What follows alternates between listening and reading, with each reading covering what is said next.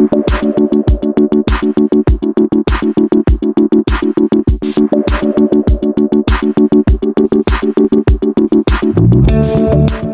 is Creek with At the Table Podcast. Here at the Table Podcast, our goal is to break down biblical topics, make Scripture easy to understand, and to glorify God and His Word. We pray this content edifies, challenges, and blesses you. So without further ado, sit back and join us at the table.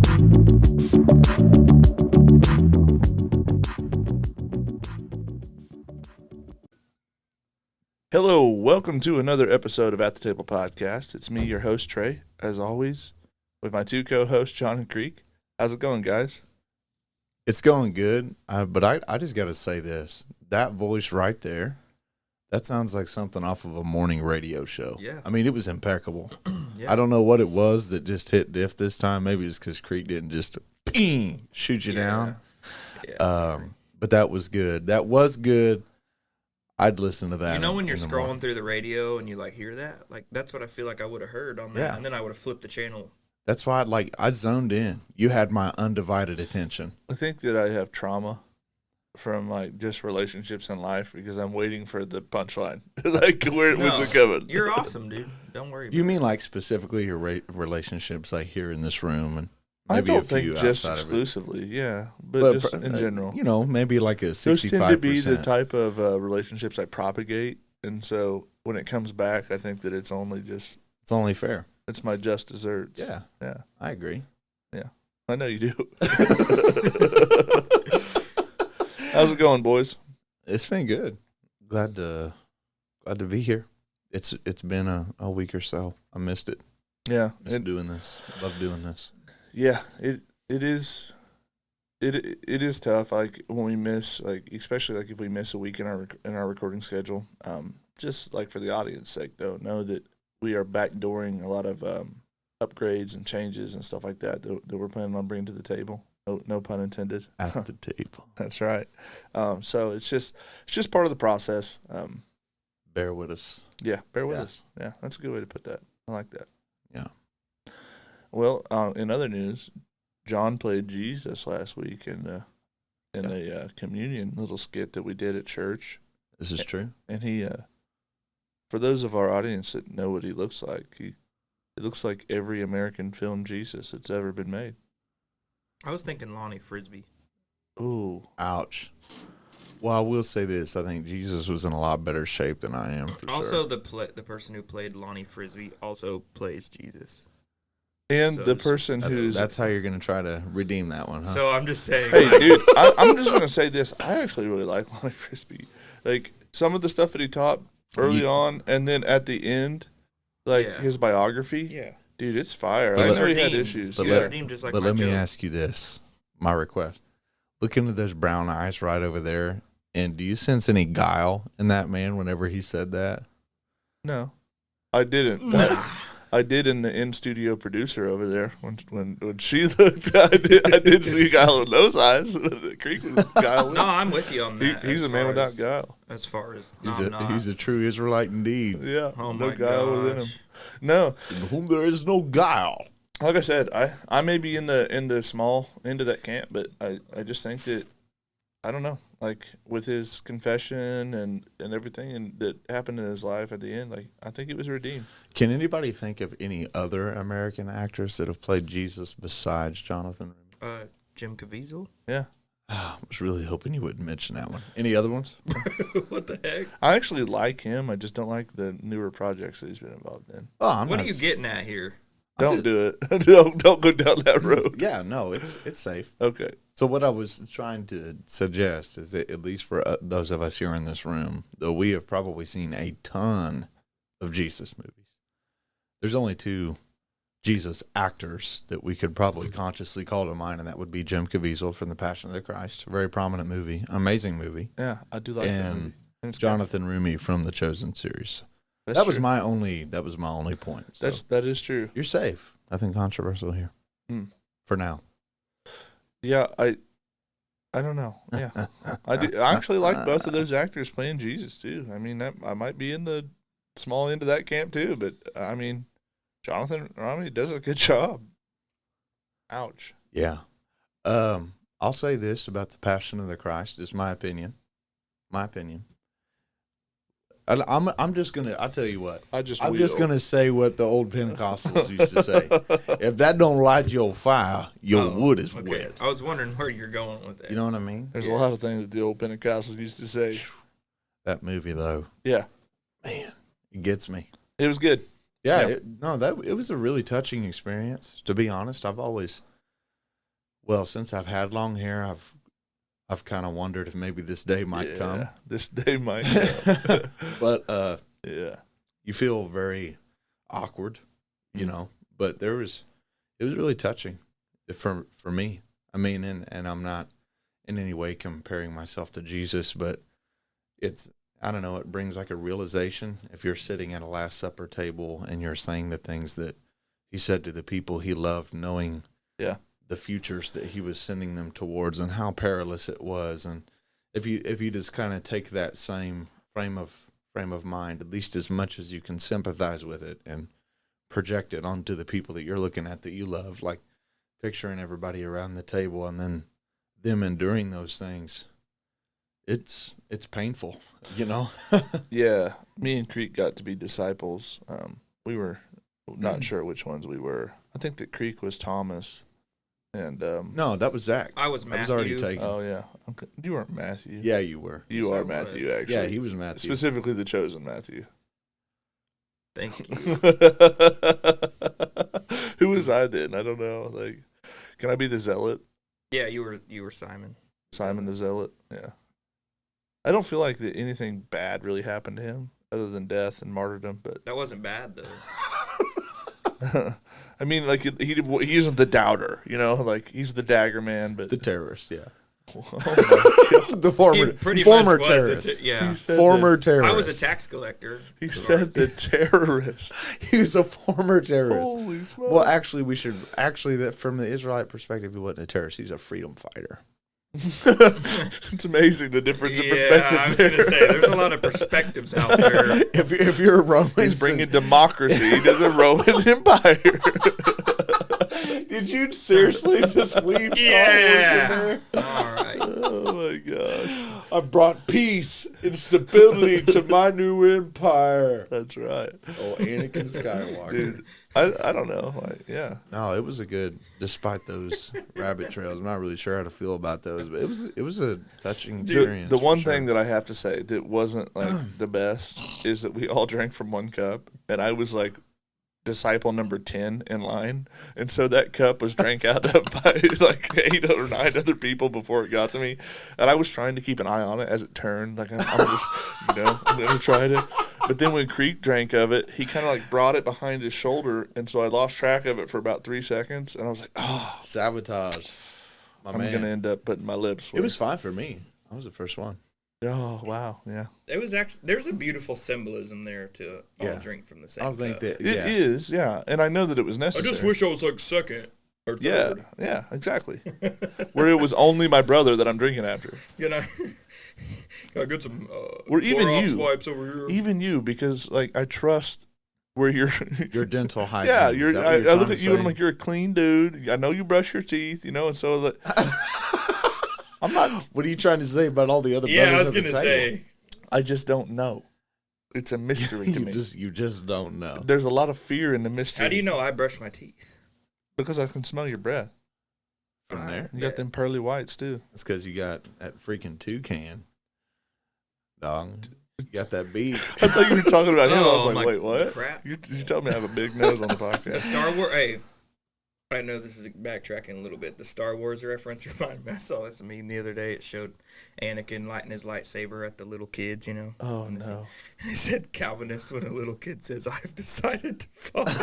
Oh yes, that one is Master timeless. Skywalker.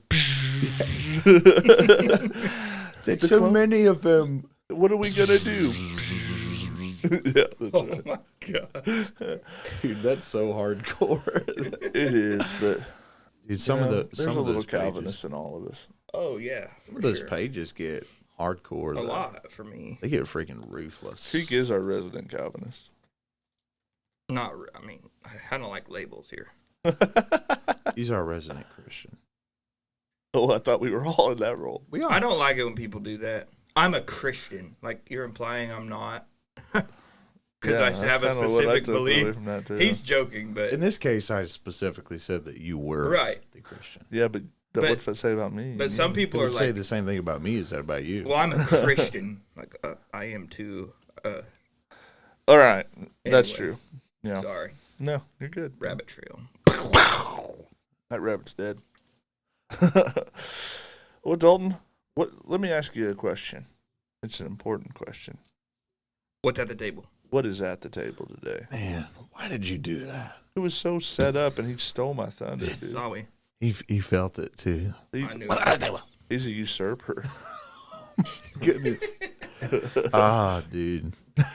He's a terrorist. If anyone's a terrorist, it's him. Hey, I come into this podcast trying to say good morning, and he just... All I'm saying, okay, Simon the Zealot had a rough history. I don't actually know just if will. he committed those kind of crimes or if he was just with the folk that did. But either way, his past was a little rocky, but he was redeemed and martyred for his faith. According to church history, he was an amazing man of God. Can I just say one more thing? So was Matthew.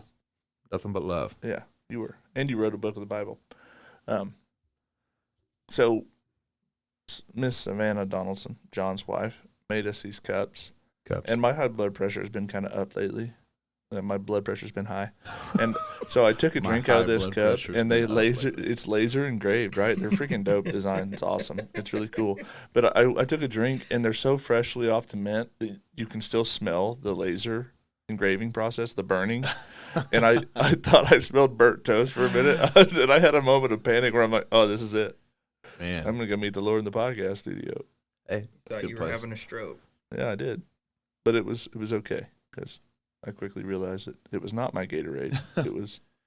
The man said my high blood pressure was up, like it's just normal for it to be high. And then there's like up from high. I walk around at like a 140 over 90. That's not good. That's not good. Yeah. Hypertension, That isn't good. Have you ever considered eating a churro?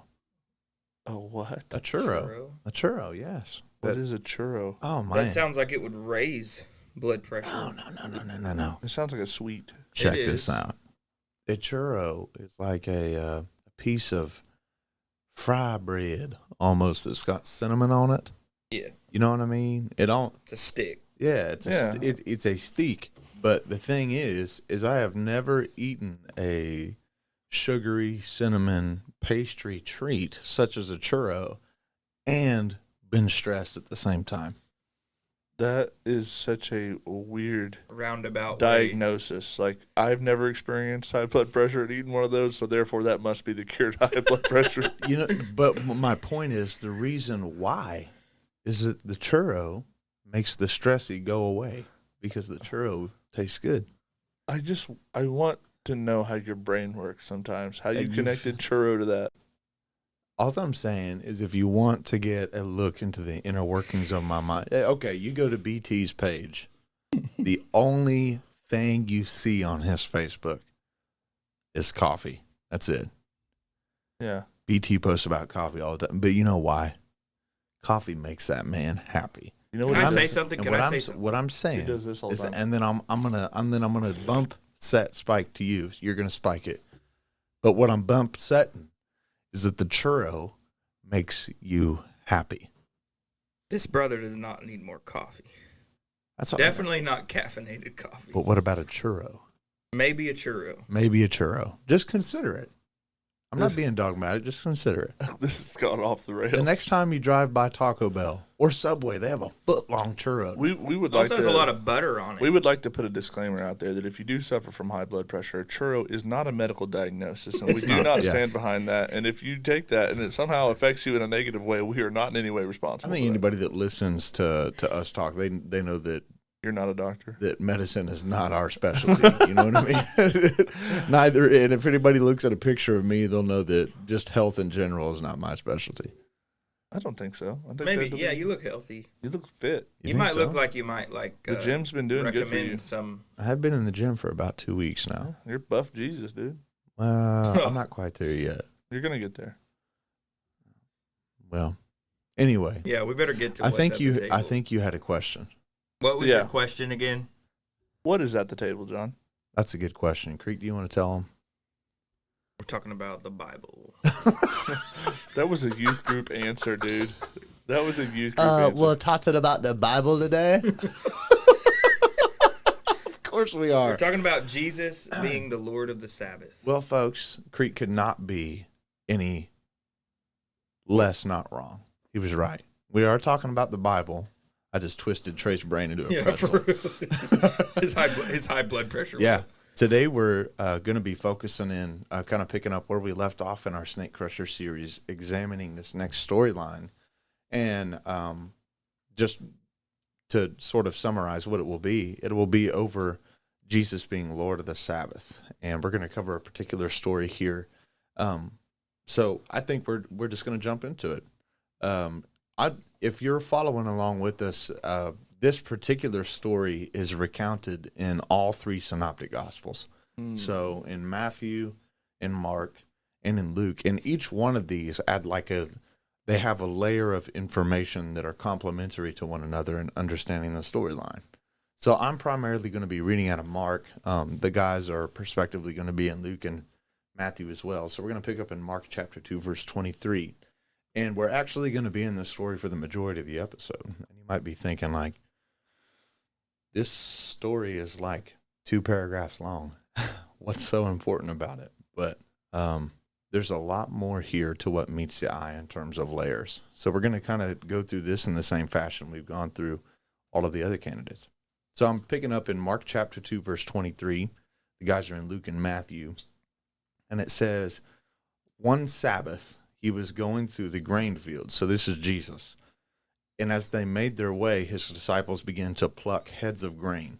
And the Pharisees were saying to him, look, why are they doing what is not lawful on the Sabbath? So just jumping in here, the Pharisees are accusing him of saying, hey, your disciples are doing what's not lawful to do on the Sabbath. They're breaking the Torah. They're breaking the law. And verse 25 says, and he said to them, have you never read what David did when he was in need and was hungry, he and those who were with him, how he entered the house of God in the time of Abiathar the high priest, and ate the bread of the presence, which is not lawful for any but the priest to eat, and also gave it to those who were with him. And he said to them, the Sabbath was made for man, not man for the Sabbath. So the Son of Man is Lord even of the Sabbath. So in this particular story, just examining this, the Pharisees lay a pretty heavy accusation at the feet of Jesus' disciples. And not just at Jesus' disciples' feet directly, but also indirectly at Jesus because he is their master, right? He is over their charge. So if your students are with you and they are breaking the Sabbath, then the Pharisees are kind of like, why are you letting your students do this? Why are you letting your students break the law? And, doubtless for us, for our snake crusher candidate, anybody that is going to fulfill the expectation in its fullness of what it means to be the snake crusher and the Messiah of Israel needs to be without fault and blameless. That's good. And so they come and attack his character through this accusation of they are doing what is unlawful to do on the Sabbath day. So the first thing that we're going to do is just kind of take a look at what they did exactly, whether or not it was breaking the law, and then examine Jesus' defense, his remarks of defense for their actions against the Pharisees. So what the disciples did, if you read in Mark's gospel, it says that the Pharisees on the Sabbath, they were going through grain fields as they made their way. Nothing wrong here. And his disciples began to pluck heads of grain. So this is in Mark's account. If you read one of the other gospel accounts, and one of you guys that are there would be able to tell which one, I believe it's in Luke, a layer is added. And he says, they plucked heads of grain and then rubbed them together in their hands. Yeah, they rubbed the husks off in their hands. Exactly. Yeah, because eating the whole husk of grain, not going to be a good time. Yeah. And so they're plucking this stuff to eat because they're hungry, and they're rubbing the heads off so that they can eat it. And the Pharisees are saying, hey, more than likely by the rubbing of the heads of grain is what triggered them overall. I just can't think of a different word to use other than triggered, but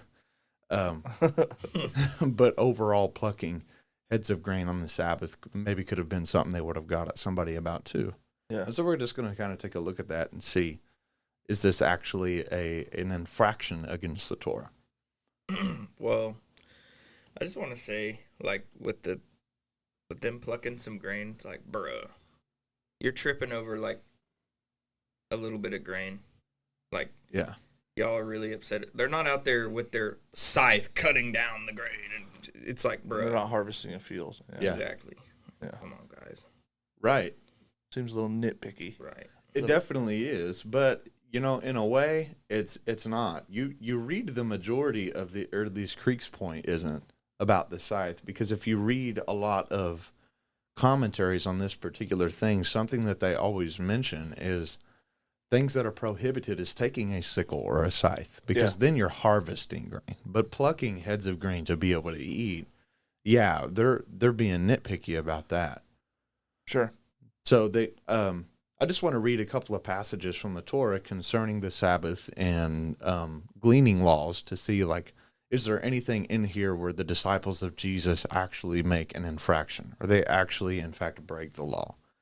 So we're going to go to Exodus 35, verse 1. It says, Moses assembled all the congregation of the people of Israel and said to them, these are the things that the Lord has commanded you to do.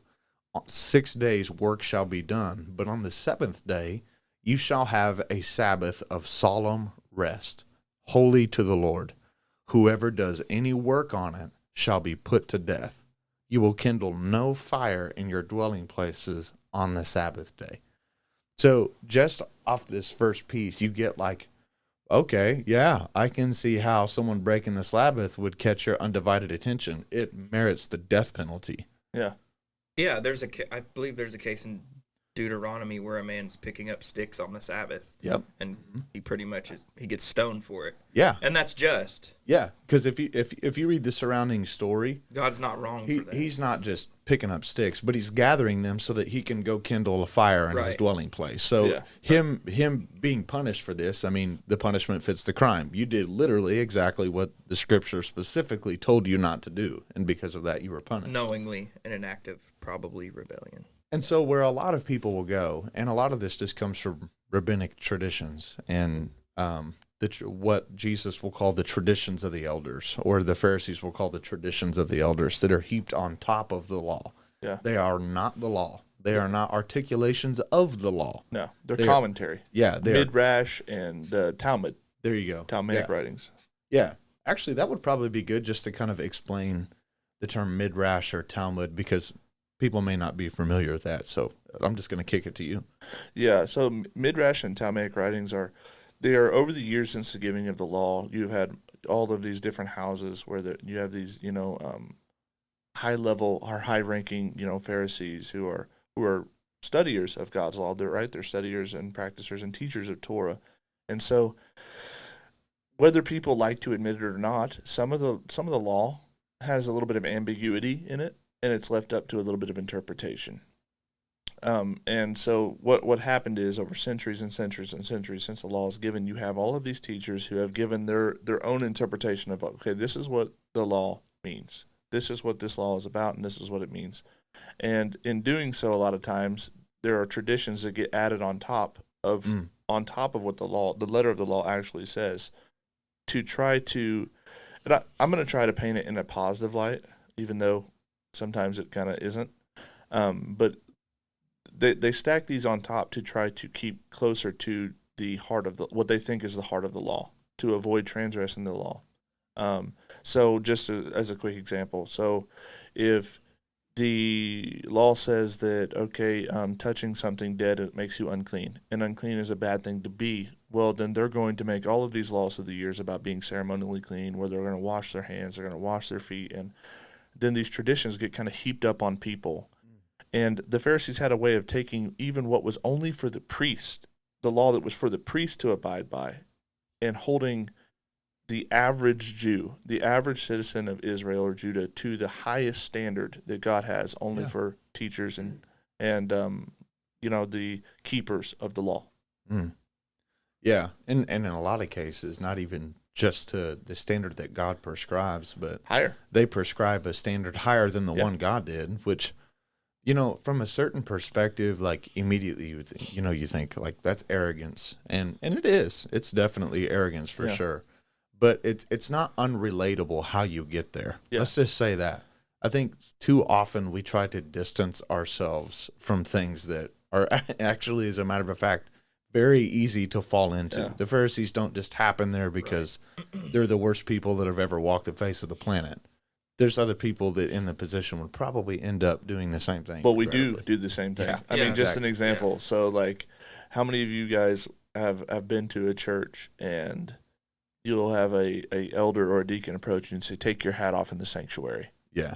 Yeah, I have actually. I was only visiting the church. I wasn't even from that area. Yeah. Even though like whenever you get to like the Jewish tradition for coverings and head coverings, it's a little bit backwards. But even that's during prayer, right? And so like that gets amped up in the same way. And it's we do the same thing today. Sure. Yeah, even to ourselves a little bit, probably. Yeah. That's a good practical example.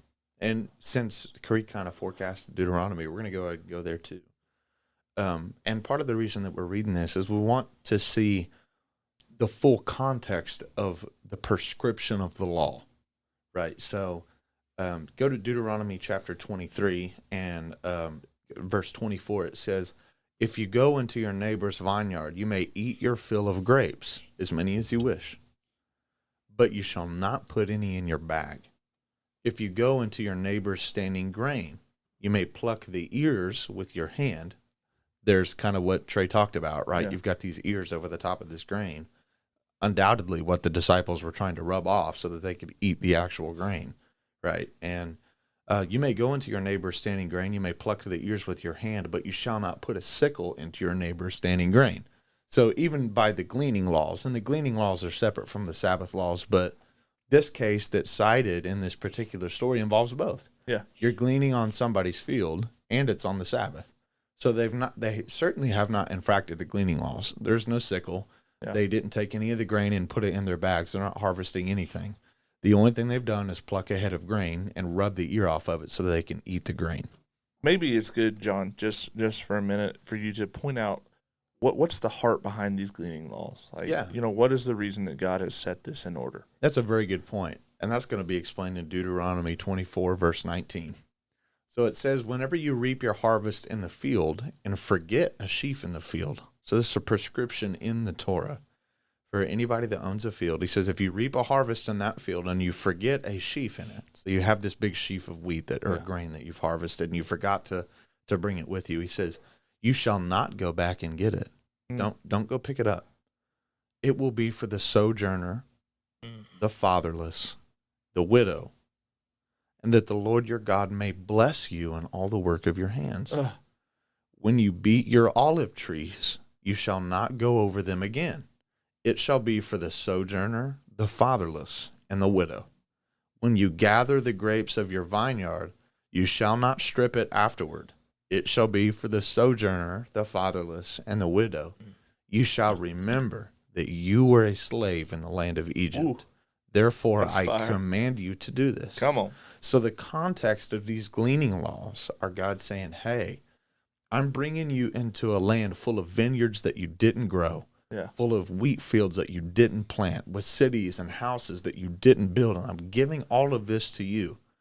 And remember, when you have it, to remember other people that were once as unfortunate, cast out, homeless, sojourning, and without proper provision, just like you were before I took you under my wing, guided you through the wilderness, that's fired. Gave you my manna, made sweet water for you to drink, took care of you. The scripture literally says, I bore you up on eagle's wings, right? Like God bears the people of Israel up, and he brings them into this land, and he displaces those that were in it. But there's specific reasons why, and that has many layers, but one of those layers is this. You're bad stewards. Yeah. And God's saying, I'm giving you this big fruitful land that's, quote, flowing with milk and honey. And when you go to harvest your olive tree, don't beat it so many times that you harvest every little last olive. Yeah. Because I intend for a sojourner to be able to pass through, or the fatherless and the widow. I'm not giving all of this only to you, but also so that you have enough to share with those that don't have any. That's a really good, nailed it. I think that this shows the heart behind the letter of the law. And while, a lot of the laws of Yahweh, they seem very strict. And here you see Yahweh's heart behind the law. This is about caring for people that don't have a way of otherwise caring for themselves. Yeah. And his point is you should remember those people. Yeah. You once were one of them, and I took care of you out of my mercy and love. But you should remember those. So don't harvest that. Don't be greedy. Don't have this mindset where I have to accumulate everything, otherwise I'm not going to make it. Have a mindset that says, Yahweh is good. Yep. He has given me plenty. My harvest is plenty. There's a bountiful, plentiful state in this land. And if I treat it that way, and I believe that, it always will be so. Yeah. And I'd like to point out, too, the Sabbath laws are the same way. Yeah. Like, this is something that's supposed to be good. Yeah, like these gleaning laws are supposed to be something that you take joy in. It's not. It was never meant to be legalistic, and it was never meant to be ignored. Like, it's for your good, right? Yeah. And if you even think practically, like the poor have always been around. They're around today. How many people could really benefit from a day off every week? Yeah. How many people could benefit from gleaning laws somehow applied today? Yeah. Sure. It's just and it's human nature to be greedy, to try to make things either legalistic, be greedy about it,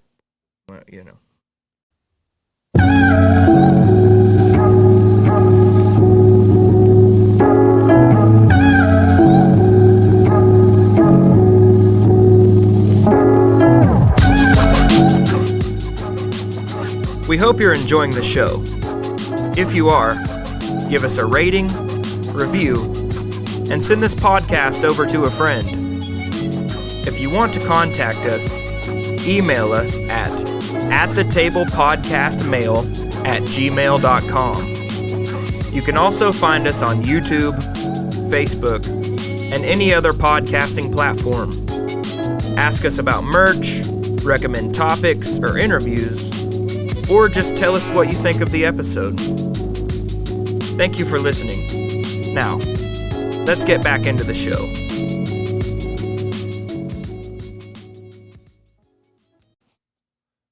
So we definitely understanding what the heart of the gleaning laws are. And it's a two-edged sword. One edge prevents greed. The other edge encourages a God-centered, loving hospitality, where you are taking consideration of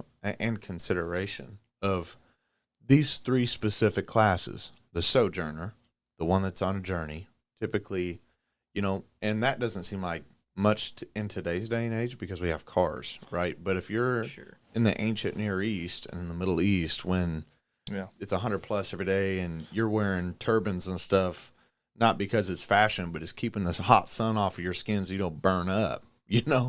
If you're sojourning anywhere in that area, you're tired and you're hungry. And especially if it's on the Sabbath day, you're not allowed to pack a lot of stuff and carry a lot of stuff. You can't. Yeah. Right? There's no McDonald's. Yeah, and there's nothing open for you to go buy things at. So literally their economy shuts down for that day. Gleaning is the only way you can eat. Yeah. Right? The only way. And so that it takes care of this first class, which is the sojourner, and then it's the fatherless and the widow. I would say that for the farmer or the person who has planted the crop, it prevents greed, promotes generosity, but it's also like an economic safety net for your travelers, your widows, and your orphans. And that's important too, because God up to this point has compared himself to Israel both as its father and as its husband. Right. And so God's essentially laid out this law and said, before you had a father and you had none to take care of you, and you were oppressed in Egypt, and before you had a husband to take care of you when you were a slave in Egypt, before I became your husband, that's what you were. But now I am your husband and I am your father. So you are to showcase my fatherlikeness, or my love as a father and my love as a husband to the sojourner and to those that have no father, no source of provision, and that have no husband, also a source of provision and protection, right? Yeah. So both of these specific things are ways in which God has showcased himself to Israel. And in fact, in these gleaning laws, as you pointed out, he said, if you don't get greedy, I will bless the work of your hands, right? It's like, I will provide for you even more. So the way for you to get even more is not to covet even more. Yeah. It's to give more Right. to the people around you that don't have anything. And if you will showcase my love to them in that way, I will bless you. I will be your provider. Mm. And as long as you do that and remain in this land, it's yours to have. Yeah. And when you begin to break it, you go into exile. I think that just before we move on from the heart of these laws, like even the Sabbath law, I don't know if we mentioned it in this episode. I know we've covered it in previous episodes. But the word Shabbat, which is Sabbath in Hebrew, it means to rest. Yeah, that's good. That doesn't seem like something that you should have to enforce on somebody. Right. But if we're all honest, like where we live in a 21st century world, we've never been able to get anywhere more fast, quicker. You have a car that can drive 80 mile an hour, but you're always in a hurry. Yeah. Yep. You're always rushing. There's never enough time. How many people in this room are tired? You're always tired. And God So knows real. that tendency for his human creation. And he's like, no, you need to rest. 6 days, you can do that. You can hustle, bustle, do your best. But on that seventh day, you just need to rest. Yeah. And you need this so much that I'm going to enforce it. Right. This is not something I'm just going to trust that you're going to do. It's going to be enforced. That's so good. That's so good. And that's definitely true for me in my life. And my wife and I were just talking about that, how not to get off track, but we pretty well observe all of the 10 Commandments to this day except for one. Yeah. Yeah. Yeah. Right. And that one is one that gets zero. Well, I shouldn't say zero, but it doesn't get the adequate amount of attention and respect that it deserves. That's actually something I think that's important. What is that commandment? Go ahead and say it, because we need to talk about that commandment. You shall remember the Sabbath day and keep it holy. Okay, yeah. What does holy mean? Consecrated. Set apart. Like, this is something special. This is sacred. Don't mess with it. Don't make it profane. This is a law you don't break. Yeah. This is for you, and it's necessary. Right. Yeah. And now, now I feel like we've pretty well, for the audience, exonerated the disciples of any guilt. Yeah. Not that it needed that, because they didn't have any, but they haven't broke any Sabbath laws, and they haven't broke any gleaning laws. So you're like, Trey talked earlier about like why the Pharisees are geeking so hard, and it's because of their rabbinic traditions. It's not because of what the law actually says. But let's take some time to examine what Jesus' defense of them is. Yeah. So Jesus himself, our current snake crusher candidate, our Messiah, gives the defense. And just to pick up here, I want to just bring back into the story in verse 24. So this is after they pluck the heads of grain. If you read Luke, they rub it together in their hands. The Pharisees were saying to them, Mark 23, verse 24, look, why are you doing what is not lawful on the Sabbath? And Jesus said to them, it's funny because he didn't reference all of the things that we just referenced. Yeah.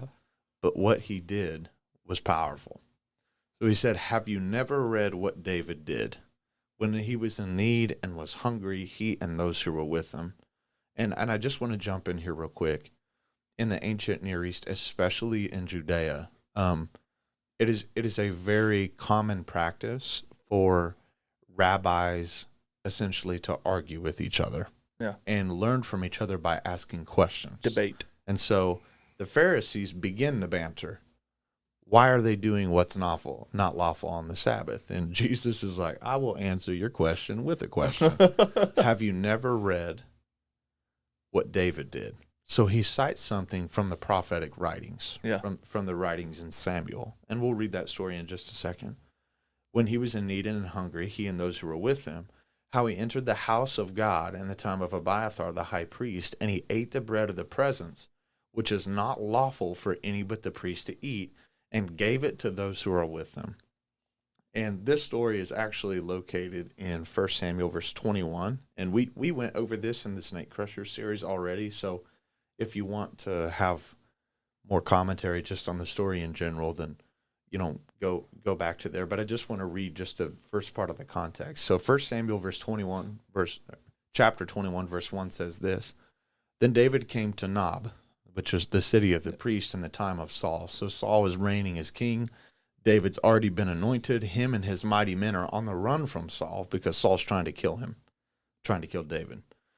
So David came to Nob to Ahimelech the priest. And Ahimelech came to meet David trembling and said to him, Why are you alone and no one is with you? And David said to Ahimelech the priest, The king has charged me with the matter and said to me, Let no one know of the thing which I send you and have charged you. I've made an appointment with young men for such a place.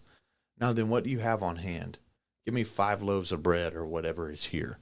And the priest answered David and said, I have no common bread on hand, but there is holy bread if the young men have kept themselves from women. So just jumping in, the priest is giving a concession that's not lawful for the priest to give. Yeah. I mean, the priest would have to be, this is one of the requirements for the priest to eat this bread. Before you eat this bread, you have to have, certain men before they go out to war have to consecrate themselves. And a part of the consecration process is you can't lie with a woman within a certain time frame. So he's like, hey, are the men clean? Have they been keeping themselves apart? And David's like, yeah, we're good. And he's like, okay, well, I guess since they've done that, I'll give you the holy bread.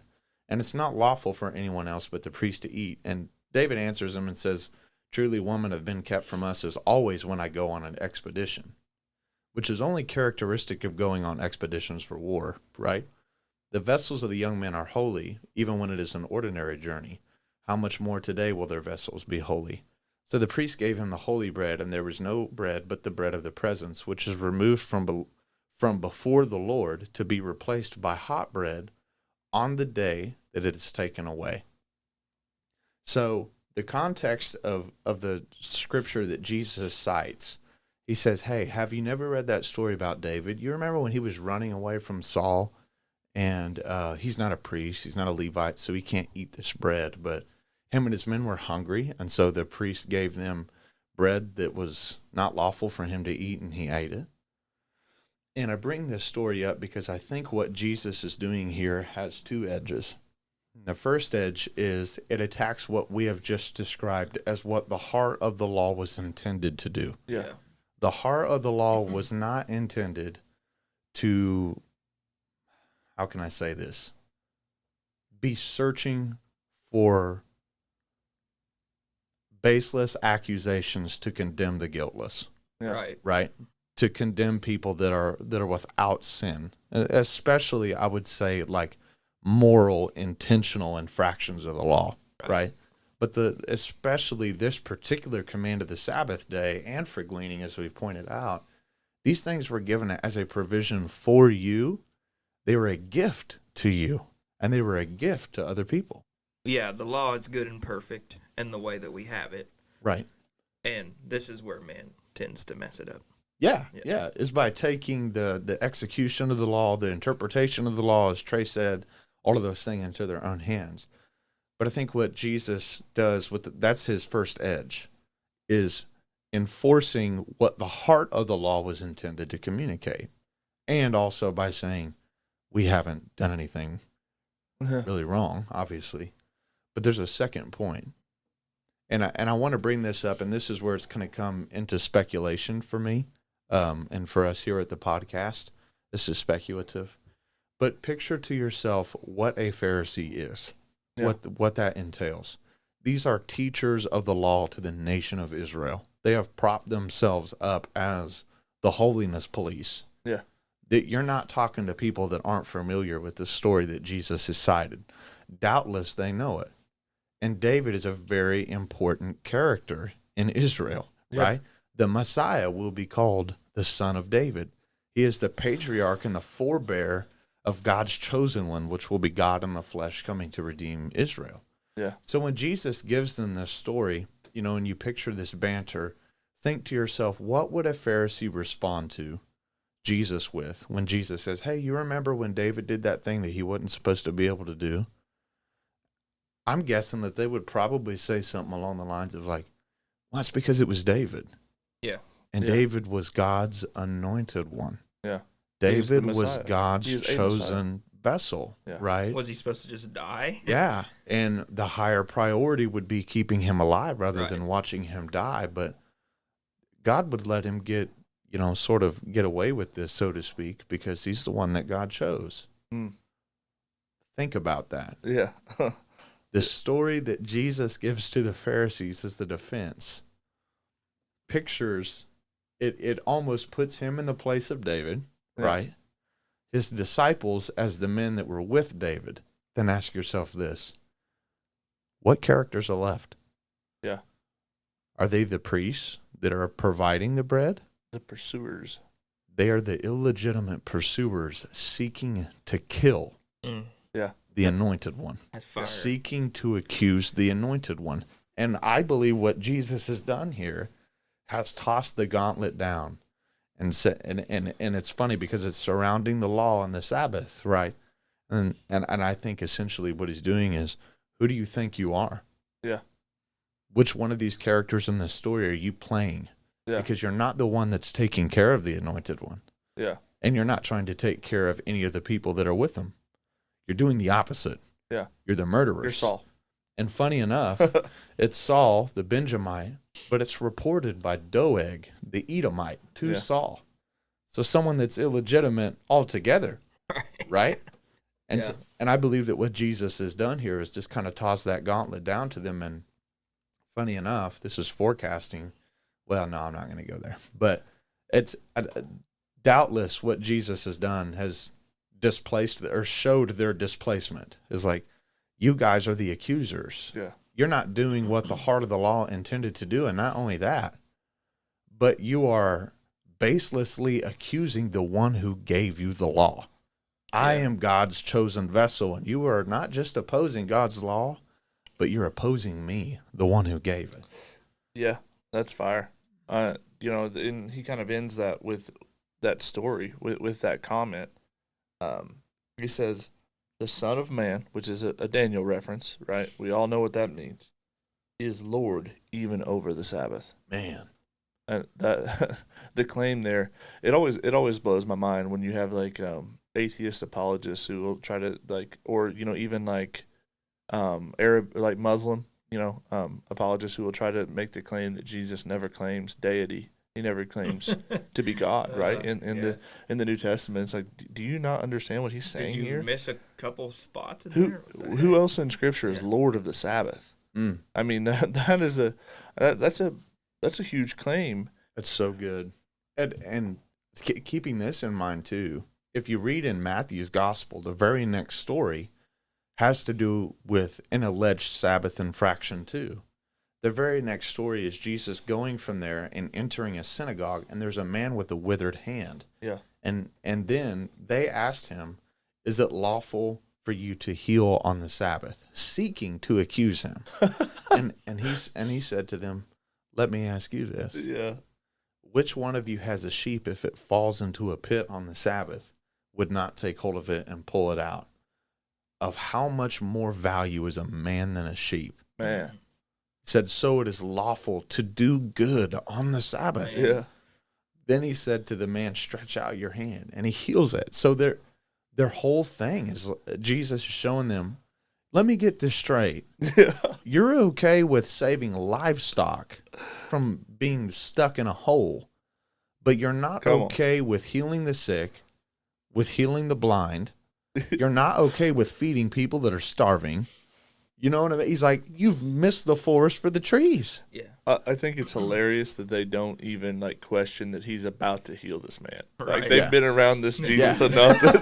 It's like we know that you're going to Yeah. heal him, but is it lawful for you to do a miracle Yeah. on the Sabbath? Right. It's like you're ignoring the fact that he can do a miracle at all. Right. Like that's not an amazing thing that should say something about where he's from And Yeah. the other places in the New Testament, that argument's made. Right. Yeah. By what authority do I do miracles? And Right. even some of those same Pharisees will say, well, we know you're from God because no one can do the things that you do. That was Nicodemus. Yeah, Yeah. if they're not from God. Right. So it's like, that's where I lose sympathy for the lawkeeper, because you know what he's capable of. You know who he is, and you still want to try to pin him up Right. on the law that he created and gave to you for your good. I think even that example saying, like, if you lost a sheep, would you... Yeah. He's calling himself a shepherd. Yeah. Yeah. Saying, this is my sheep. This is my beloved whom I am going to heal. Yeah. And you really have a problem with that, bro. Like, And That's hardcore. And Matthew adds another layer to the same story about him calling himself Lord of the Sabbath, the first one that we've been covering.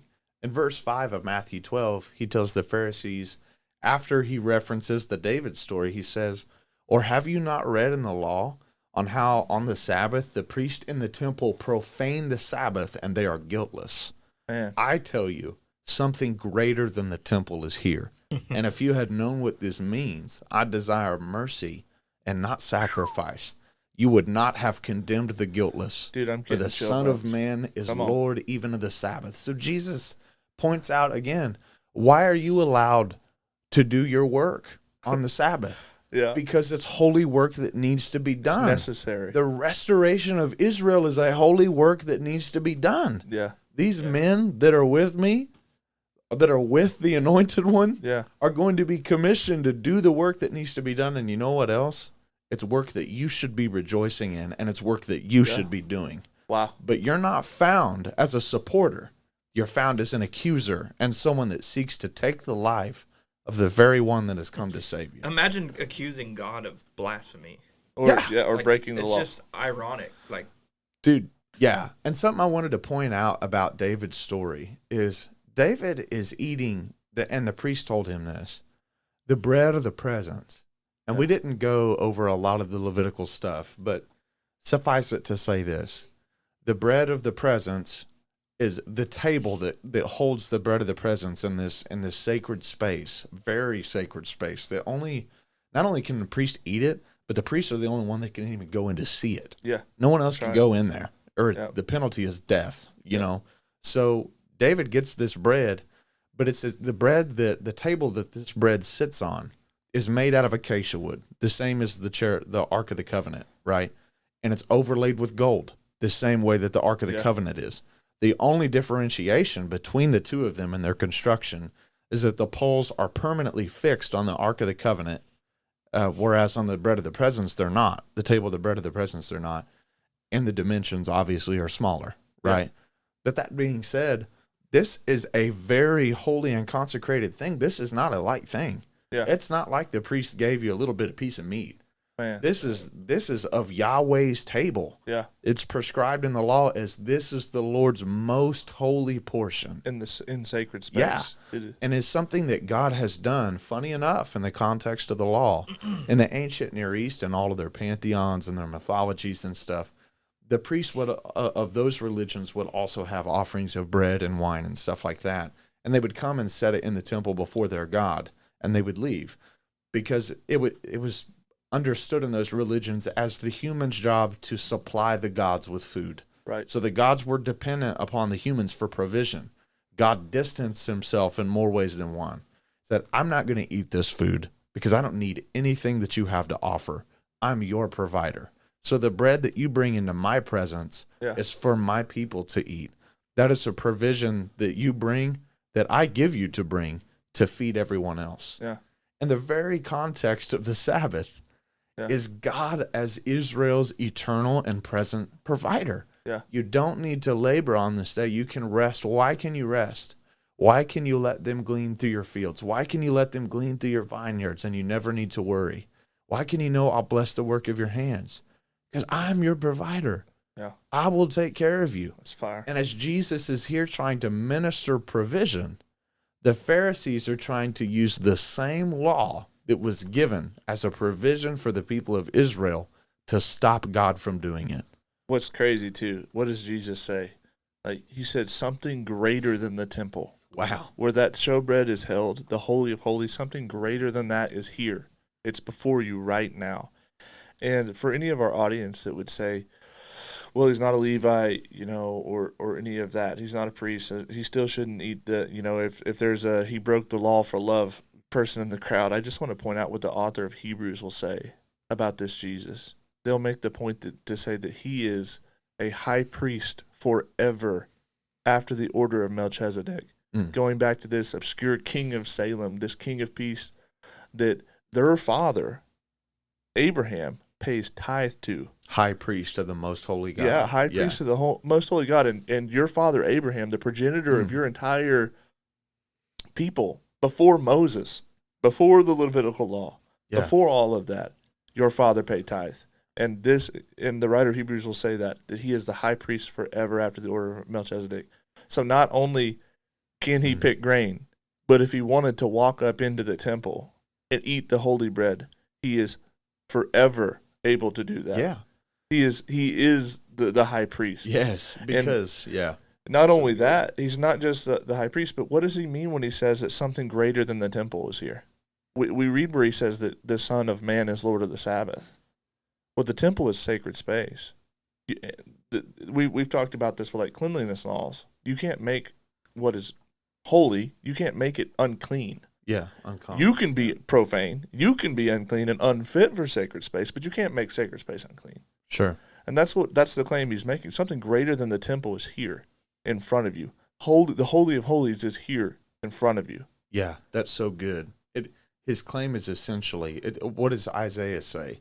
And his name shall be called Eternal Father, Wonderful Counselor, Prince of Peace, right? He is the presence. Yeah. He's not the bread of the presence. He's not the temple that the presence is housed in. He said the Son of Man himself. He's calling himself the Son of Man. Yeah. And this is what we're all about in this series. You go back to Ezekiel, you go back especially to, I want to say it's either Daniel chapter 7 or Daniel chapter 9, when he sees this vision of the Ancient of Days, which is Yahweh. He takes his seat on his throne and the books are opened. He gives the kingdom to the Son of Man. Yeah. So that his dominion stretches forever and ever, never challenged, never checked, never ceasing. The Son of Man is God. So he's not just calling himself God. He's like, I am the presence itself. All of this was structured around showing you me. And not only that, but he calls himself the Son of Man is Lord of the Sabbath. This phrase in Lord, or the word Lord in Greek, is kurios. And kurios can be translated like sir or master. So one might think oh, okay, well, he's calling himself the sir, the master of the Sabbath. And it has a second application too, in the Septuagint, which is the Greek translation of the Old Testament. And that's what they would have been using primarily in that day. Yeah.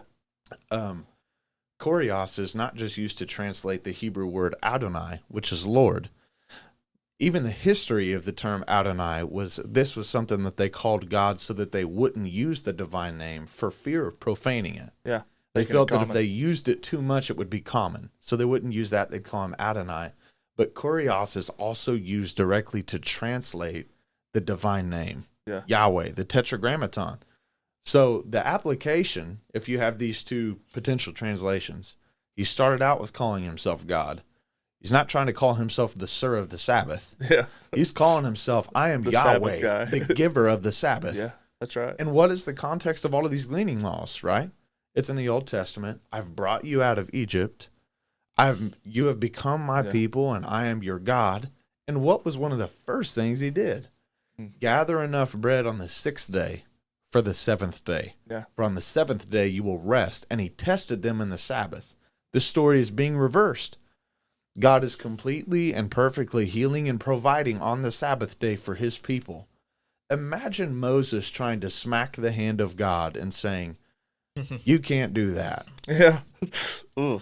You know? That hurts. Yeah. Yeah. But what Jesus has done here is it's never in the law intended to tell you that you cannot work the works of God on the Sabbath day. Yeah. That this is, in fact, a consecrated day to God. That's why that's permissible. And if you look at me, right, he's like, I am the greater David. I am the anointed one. That's the fire. I am doing God's work. Yep. You can't accuse me of breaking the Sabbath that I gave you. You know, it's crazy. It seems to me that what he's tying together three motifs. He tells the story about David, and he kind of attaches himself to that and them to the bad guy in the story, like because he is of the line of Judah. He's a son of David. Yeah. And so you have the son of David motif, son of man motif.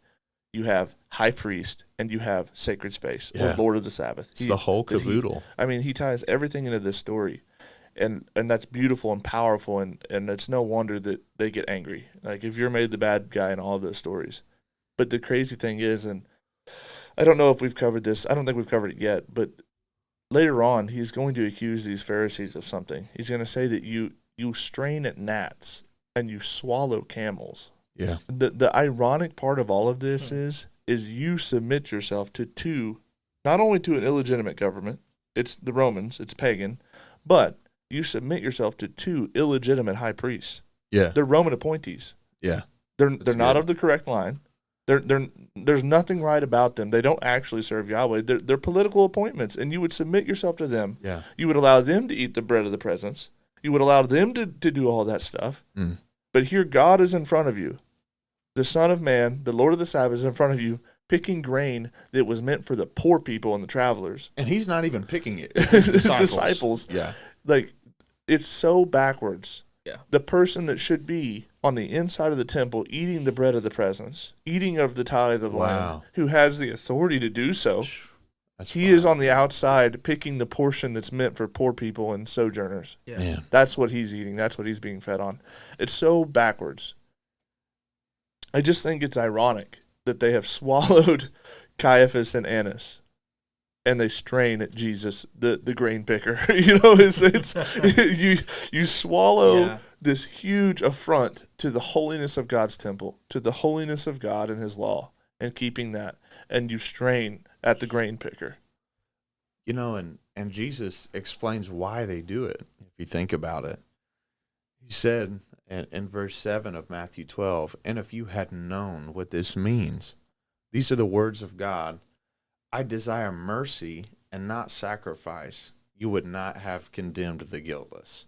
So the whole point is like, you don't know what the intent of the law was. You don't know what mercy and compassion are, and that's why you do what you do.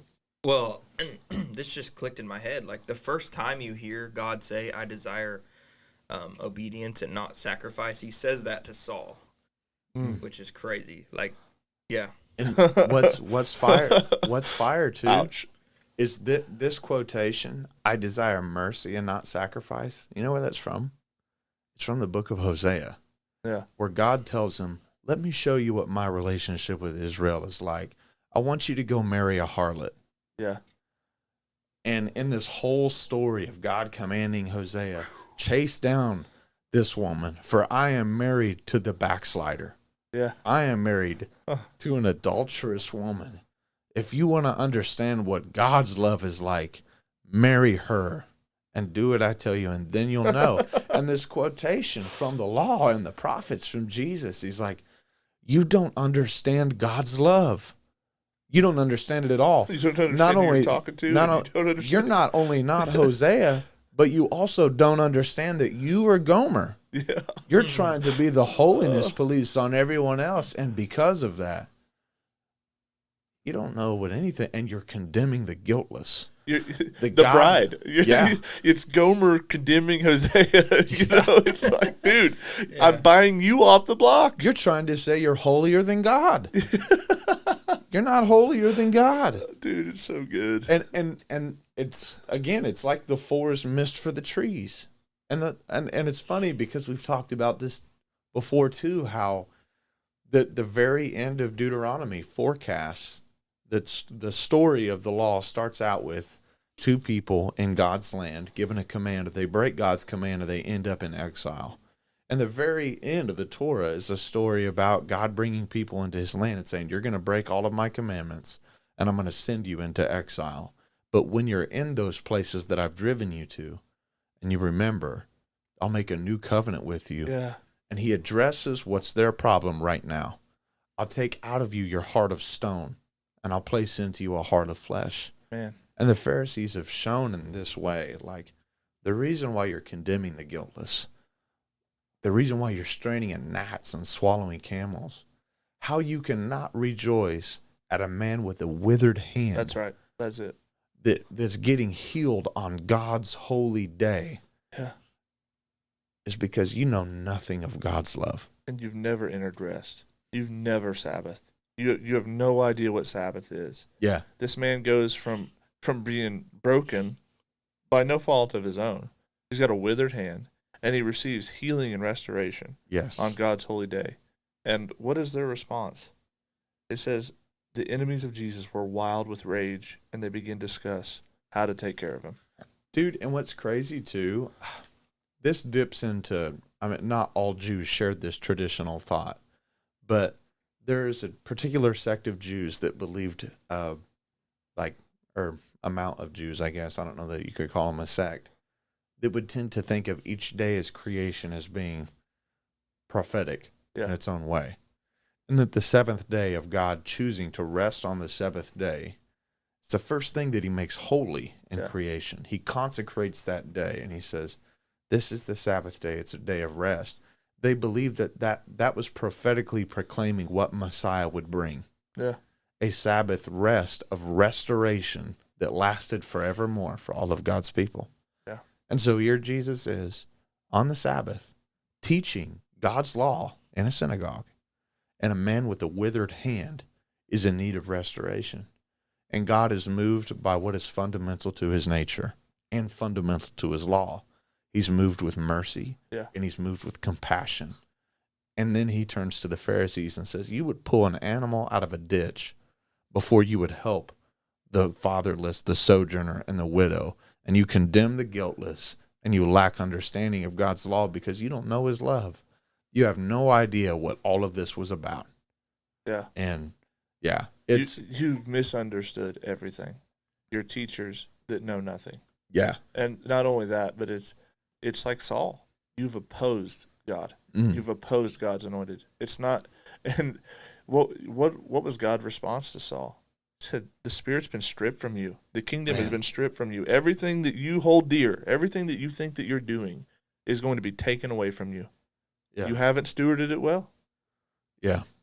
It's fire. And like you said, they don't enter into rest. They don't. They have no, not only do they have no rest, worse yet, they don't allow anyone else to enter it either. Yeah, that's the craziest thing, that God can give you something good for you. Mm. And you will turn that into to sin. Yeah. You'll turn that into work. You'll turn that, Can you imagine, all three of us attend, church on a regular basis. Can you imagine somebody with a withered hand or some ailment in their body, and they come forward, in front of the synagogue, in front of all these people, and they're healed, and then looking at the person that prayed for them or laid hands on them and they received healing, and being angry about that. Mm. Can you imagine that? Like, can you imagine the audacity? Can you heal a man? Can you do any of this? Yeah, man, and it's we're not in the same league. We're not the same people. That's what's so crazy. It's like he is demonstrating the same kind of creative and restorative power that God exhibited through Moses that made pagans even look and say, "This is the finger of God." There's nothing we can do with all of our witchcraft, with all of our secret arts, with all of our demonic power, with all of this that systematically we've learned and been taught over the ages and refined. We can't copy this. There's only one, and it's the one that made all things. And they'll look at him as he says, the Son of Man is also Adonai, is Yahweh of the Sabbath. I gave that to you. Yeah. For you to rest, not for this. Yeah. This is not what it's intended to do. And again, I've ironically on a Sabbath you can walk around nitpicking everybody and what they're doing. You don't feel like that's labor. That's not work. Yeah. It's like, are you resting or? That's crazy. It's like the Mary Martha thing, right? It's like, she's got the better portion. Okay, can you just leave her alone? Yeah, can you just shut up? Can you just stop? Yeah. Man, and it's.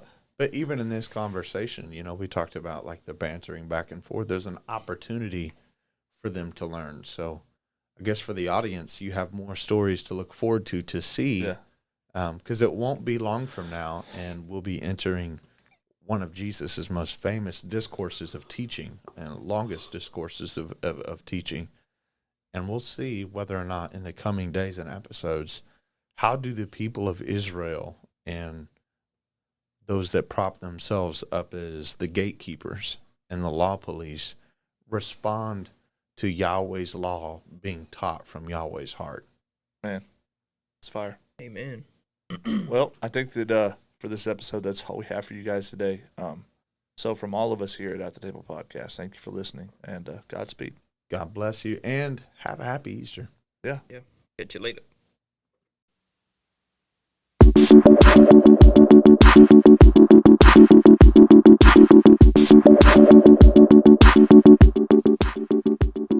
This is Pastor Kevin O'Connor, and you're listening to At the Table Podcast. This is Dylan from Jamaica, and you're listening to At the Table Podcast. Hello, this is Dr. Kent Hovind of Dinosaur Adventureland and with the At the Table Podcast. Hey, this is Savannah Donaldson, and you're listening to At the Table Podcast. Thank you for joining us for another episode of At the Table Podcast. We hope it blessed you, and we hope it taught you something. Until next time, thank you so much, and God bless.